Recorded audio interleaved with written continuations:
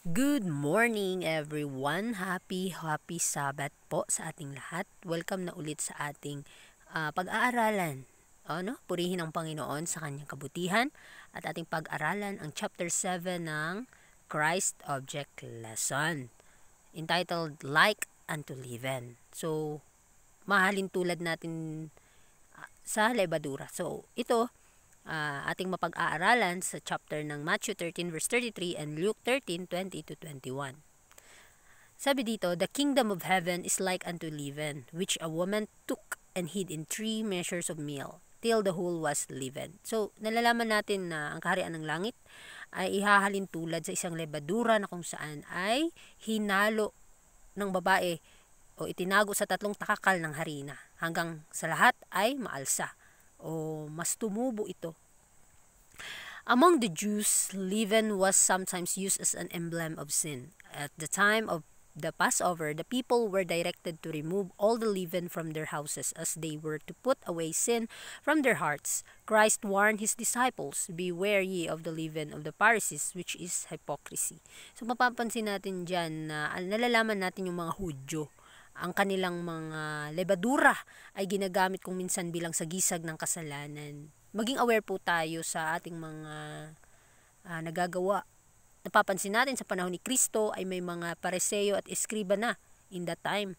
Nakakatakot po ang kanilang mga ginagawa dahil judgmental po sila sa mga tao.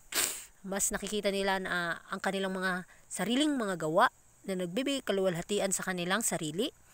At binabalaan ni Kristo ang kanyang mga disipulo na mag-ingat tayo sa lebadura ng mga pareseyo na siyang pagkukunwari. Nakakatakot po. Huwag nawa natin itong gayahin. At maging lesson po ito sa atin na yung mga lesson noon ni Kristo, inahalin tulad niya ang kanyang kaharian sa lebadura. At ang lebadurang ito, nakikita natin na maging aware din tayo sa lebadura ng pariseyo dahil isang pagkukunwari. And the Apostle Paul speaks of the leaven of malice and wickedness. But in the Savior's parable, leaven is used to represent the kingdom of heaven. It illustrates the quickening, assimilating power of the grace of God. So, si Apostol Pablo, binanggit ito ni Apostol Pablo na yung lebadura ng masasamang hangarin at kasamaan. Na nalalaman natin ito yung storya ng mga pareseyo at eskriba noong mga panahon ni Kristo na talagang punong-puno sila ng makasarili. Punong-puno sila ng magarbo sa kanilang sarili. Pinupuri nila palagi ang kanilang mga sarili. Ngunit sa parable na ito ay inahalin tulad ng ating tagapagligtas o ginagamit niya ito upang kumatawan. Ma-represent niya ang kaharian ng langit. So ito yung naglalarawan na nagbibigay buhay na kapangyarihan ng biyaya ng Diyos. So, none are so vile, none have fallen so low as to be beyond the working of this power. In all who will submit themselves to the Holy Spirit, a new principle of life is to be implanted. The lost image of God is to be restored in humanity. So, nalalaman natin na kapag tayo ay mapuspusan ng kanyang banal na espiritu, talagang mababago ang isang tao. Kapag ang isang bagay o tayo mismo sa ating mga sarili ay hinahangad natin na mabago tayo. Hinahangad natin na mawala ang ating mga karakter na masasama. Ngunit sa ating mga sariling lakas ay wala po talaga natin o hindi natin kaya ito mapanagumpayan. Tanging si Kristo lamang ang ating kailangan. At hindi yan on the spot na mawawala ito, yung mga karakter natin, mga defilement ng ating mga karakter. Kundi kinakailangan na kilusan tayo ng banal na espiritu sa ating mga puso. Kagaya ng lebadura sa pagkain na kinikilusan hanggang ito'y tumubo. At kinakailangan din ang banal na espiritu'y tumubo sa ating mga puso. Sa pamamagitan ng mga salita ng Panginoon, ito ang magsisilbing gabay sa ating mga nilalakaran. Na kahit tayo lumalapit sa Panginoon, nakikita natin sa ating mga sarili ang mga negatibo pang mga pangyayari. Pinapahintulot ng Panginoon ito sa atin upang malaman natin at ating maintindihan ang ating mga sariling kahinaan na kung saan gusto lang talaga ng Panginoon na mabago tayo. Gusto niya na mapabanal tayo. Ngunit hindi yan on the spot. Hindi yan in a twinkling of an eye. Kundi in a process. Marami ngayong mga Kristiyano gusto ng shortcut. Pero hindi yan gusto ng Panginoon sa atin. Na kung may mga pagkakamali kang nagawa noon, kahapon, At paulit-ulit mong ginagawa ito kapag sinisikapan mong mabehold si Kristo sa buhay natin. Mabehold siya sa ating mga sarili. Mga kapatid, dahan-dahan mababago ito dahil hindi hinto ang banal na espiritu, lalo na kapag tayong mga tao naghahangad na mapabago. Gustong-gusto ng Panginoon na kilusan ang ating mga puso kung papayagan natin siyang pumasok dito. The leaven, something woolly from without, must be put into the meal before the desired change can be wrought in it. So the grace of God must be received by the sinner before he can be fitted for the kingdom of glory. So bago tayo makapunta ng kaharian ng langit, makaakyat doon at kunin tayo ng Panginoon doon, kunin tayo ng Panginoon dito at pupunta tayo sa langit, dito muna sa lupa, ay talagang imomold muna niya tayo. Lalagyan niya pa tayo ng mga bagay na o tatanggalin sa ating mga puso ang galit, ang mga masasamang kaisipan, mga masasamang hangarin, at mapapalitan ito at mapapabanal ito. So kinakailangan habang tayo nakatira dito sa mundo ay makipag-cooperate po tayo sa process ng sanctification, ng kaligtasan ng Panginoon.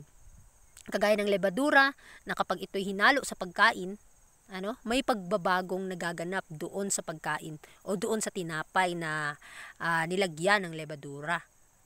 At kagaya din sa biyaya ni Kristo o ang kanyang banal na espiritu, kapag ito'y tinatanggap ng isang makasalanan na tao, mapapansin natin na mababago siya. Kapag tayong mga tao, mas hinahangad pa nating mapabanal sa kanyang mga salita, nakikita natin ang ating mga sarili na we are all unworthy talaga. At we need to acknowledge ourselves na our thoughts and our feelings will be under of the will of God. So kinakailangan yung ating mga salita, ang ating mga gawa, tiisipin natin o tingnan natin, ito ba'y kalooban ng Panginoon? At kinakailangan na tanggapin natin ang kanyang biyaya upang maging epektibo tayo ng kanyang pag-aari. The renewing energy must come from God. The change can be made only by the Holy Spirit. All who would be saved, high or low, rich or poor, must submit to the working of this power. So ang kapangyarihan ng Panginoon, ang kanyang banal na espiritu ay pinagkaloob sa bawat isa sa atin at kinakailangan lamang tayong makipag-cooperate dito. At ito yung nagpapabago ng enerhiya at dapat na nagmumula sa Diyos o ang pagbabagong magagawa lamang ng kanyang banal na espiritu. At sasabi pa dito, lahat ng maliligtas, mataas o mababa, mayaman man o mahirap, ay dapat magpasakop sa paggawa ng kapangyarihang ito.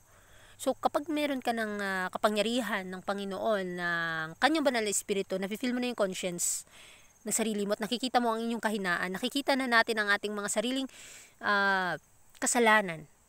Kapag lagi nating pinag-aaralan ng karakter ng ating Panginoon, mas more tayong lalapit sa Kanya, mas more tayong ihingi sa Kanya ang lakas at upang makapagpatuloy tayo. At ang mga negatibong pangyayari sa buhay natin, gawin natin itong hagdan upang mag-grow tayo, upang matuto tayo sa mga bagay-bagay. At alamin natin na kahit tayo nagsusumikap, hindi tayo excuses sa mga temptation at trials. At dito tayo pinaprocess ng Panginoon. Ginagamit niyang aspeto o ginagamit niyang paraan ang mga pagsubok para subukin ang ating puso, ang ating pag-iisip kung tunay ba talaga tayong tapat sa Kanya. Kaya magpasalamat po tayo sa mga nangyayari sa ating buhay na hindi natin inaasahan na ito pa ay napakalaking lesson sa ating buhay. Ang kanyang mga salita, i-combine natin sa mga pangyayari o sa ating mga experience bilang mga Kristiyano upang tayo tumubo sa biyaya ni Kristo. As the leaven, when mingled with the meal, works from within outward, so it is by the renewing of the heart that the grace of God works to transform the life. No mere external change is sufficient to bring us into harmony with God. So kung paano ang lebadura kapag hinaluan ng pagkain ay gumagana mula sa loob palabas, gayon din sa pamamagitan ng pagbabago ng puso na ang biyaya ng Diyos ay gumagawa upang baguhin ang buhay. So mapapansin natin na ang Panginoon ay hinahangad niya talagang mabago ang isang tao. Hinahangad niya na mapabanal ang ating mga puso sa lahat ng ating mga gustong gawin. So kung lagi lang nating pag-aralan ang kanyang buhay, ang kanyang karakter, ang kanyang mga salita, mapapansin natin na mas doon tayo, mas madedevelop ang ating pakiramdam, madedevelop ang ating mga motibo, ang ating mga pag-iisip. So kinakailangan na tingnan natin ang ating mga sarili. Salaminin natin ang kanyang kautusan kung saan ba tayo naglabag. O yung kalooban ng Panginoon ng ating sinusunod. Nawa, ang ating pag-iisip ay nakasentro lamang sa mga makalangit na bagay. Kung ano man ang nakikita natin sa ating mga kapwa at nanghihina tayo kasi nga nakikita natin yung mga negatibong pangyayari sa kanilang mga buhay, nawa sa ating mga sarili, mas makikita pa natin ang ating mga kahinaan kaysa sa iba. Magtulungan po tayo, ipanalangin po natin ang isa't isa upang ang banal na espiritu na siyang magbabago sa buhay natin, may pakita at mai-share natin sa mga taong hindi pa nakakaalam lalo na sa katotohanan. There are many who try to reform by correcting this or that bad habit, and they hope in this way to become Christians, but they are beginning in the wrong place. Our first work is with the heart. So mapapansin natin, ang gusto ng Panginoon na kilusin ang ating mga puso. Nakakaalam siya sa ating mga hangarin.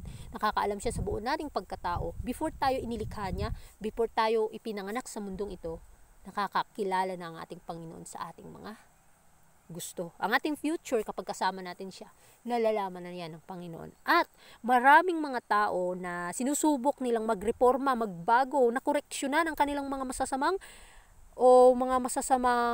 ugali. Ngunit at umaasa sila sa ganitong paraan na maging mga Kristiyano. So, kung ito ang gagamitin nating halimbawa sa ating buhay, hindi natin mawawagi o hindi tayo magtatagumpay. Kasi kahit ilang beses ka pang nagsumikap, kung hindi mo tatanggapin ang biyaya ni Kristo na siyang banal na espiritong magbabago sa iyo, hindi ka talaga magbabago. Kasi ilang beses ka nang gustong magbabago, hangarin mong magbago man sa iyong mga sariling kalakasan, hindi ka mababago. Dahil ang tanging pag-asa lamang ang isang tao, ang isang makasalanan na mabago, na maging kagaya siya kay Kristo, lumapit po tayo sa Kanya. Ilapit natin ang ating kaso sa Panginoon habang bukas pa ang pinto ng awa. Habang nakikita natin ang ating mga kahinaan, mas doon tayong mas nakakailangan ng biyaya ng Panginoon. At take note, hindi po niya ipagkakait sa atin ang biyayang ito. At ngunit nagsisimula sila sa maling lugar, no? Ang una nating gawain ay ang puso. So kapag ang puso ay mapabanal na ito, tingnan natin ang ating mga sariling mga puso. Kung napapabanal ba ng Panginoon? O nakikipag-cooperate ba tayo? Nagiging malinis ba ito? Ano yung mga sinasalita natin? Ano yung mga nakikita natin? Yun yung pumapasok sa isip natin. At yun yung nade-develop na karakter natin sa buhay. Nawa, ang buhay ni Kristo ang ating ipasok sa ating pag-iisip upang ito'y ma-develop sa ating buhay at ito'y ma-transform sa ating mga karakter. Kausapin natin siya, ihingin natin ng kapatawaran ng lahat ng ating kasalanan upang hindi ito maging hadlang na ipagkaloob sa atin ang pagpapala. A profession of faith and the possession of truth in the soul are two different things. The mere knowledge of truth is not enough. We may possess this, but the tenor of our thoughts may not be changed. The heart must be converted and sanctified. So gusto ng Panginoon ang ating mga puso ay makonvert into His image at mapabanal. Ang pagpapahayag ng pananampalataya at ang pagkakaroon ng katotohanan sa kaluluwa, mapapansin natin ay dalawang magkaibang bagay. So hindi sapat ang kaalaman lamang sa katotohanan. Hindi yan sapat na nalaman po ang lahat ng katotohanan. Maari nating taglayin ito, ngunit ang tenor ng ating mga iniisip ay maaring hindi mabago. Mga kapatid, kahit ilang beses mo pang nalalaman ang katotohanan, kapag ang ating mga puso, ang ating mga pag-uugali ay walang pagbago-bago o hindi nagbabago, magiging useless po ang katotohanan na ito. Kaya pansinin nating mabuti. Kung ang katotohanan ng kayamanan na nagmumula sa langit, kung atin ba itong tinanggap ng buong puso at may pagbabago ba ito sa ating buhay, nagiging mayaman ba tayo dito? Maibabahagi natin ito sa iba kung meron tayo nito. Ngunit kahit nasa iyo na ang katotohanan, full na truth ang nasa iyo, ngunit hindi mo ito maisabuhay, magiging useless po. Kaya tandaan natin ang ating mga sarili, ang ating mga hangarin, ating i-develop into His likeness. Kung ano man ang hinahangad ni Kristo para sa buhay natin, yun yung ating ihangad din sa ating sarili. Maging kagaya tayo sa Kanya, maging ehemplo tayo sa bawat isa. Nakagaya ni Kristo, mga kapatid. Ano man yung dinanas niya dito sa lupa, pansinin natin ang Kanyang pag-uugali upang mabago nga tayo. True obedience is the outworking of a principle within. It springs from the love of righteousness, the love of the law of God. The essence of all righteousness is loyalty to our Redeemer. This will lead us to do right because it is right. Because right doing is pleasing to God. So, mapapansin natin na Ang tunay na pagsunod ay ang pagsasakatuparan ng isang prinsipyo sa loob.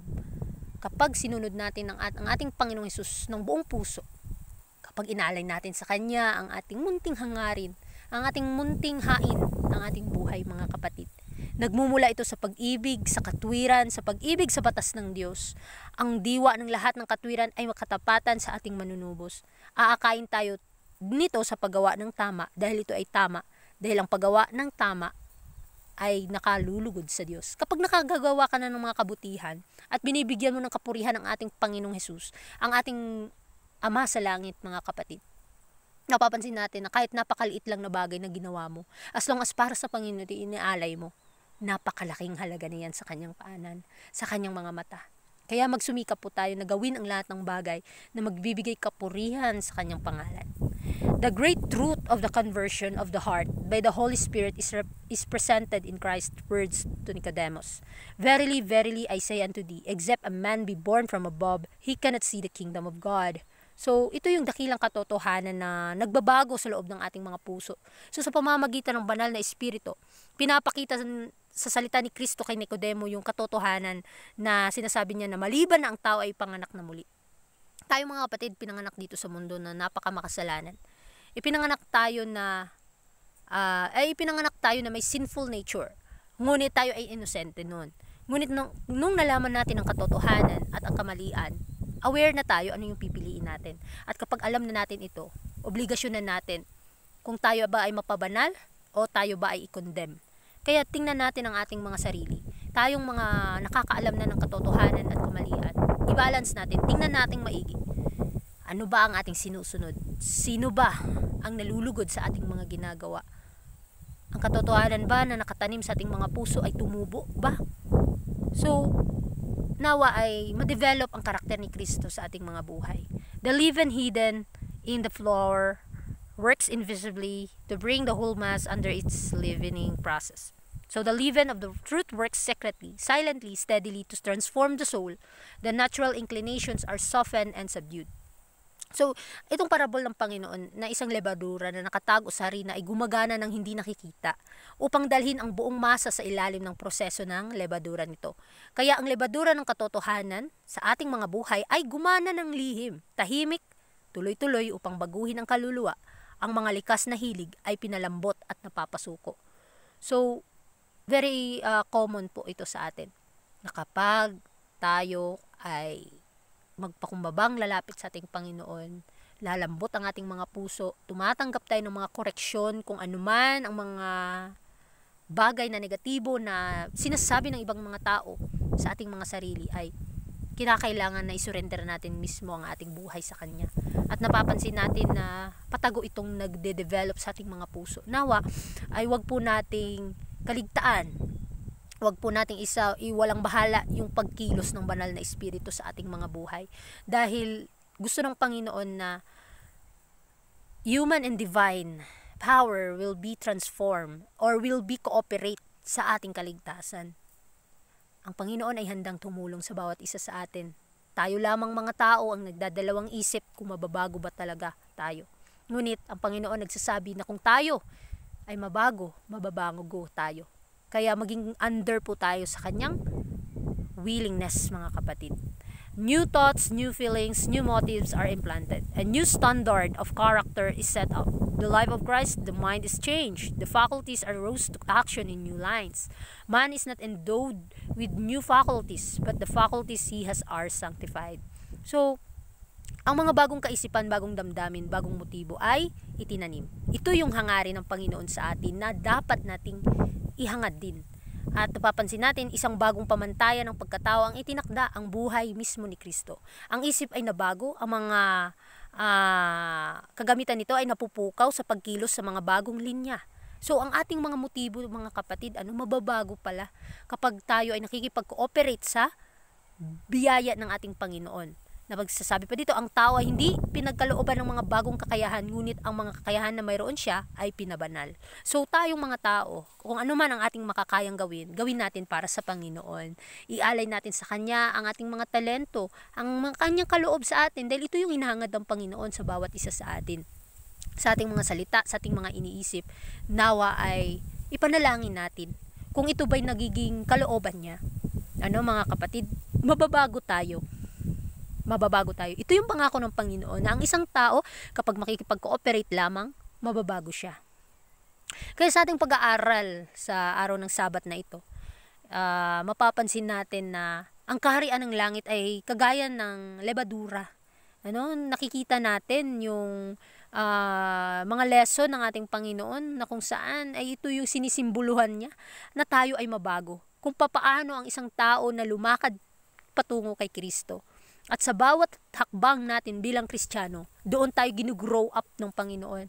The more natin i-exercise ang ating knowledge, ang ating intellect, power, ang ating mga choices, ang ating mga talents, mas doon siya mag-grow. Kung saan tayo nakafocus ng masyado, doon tayo mas gagaling. Kaya galingan pa natin para sa Panginoon.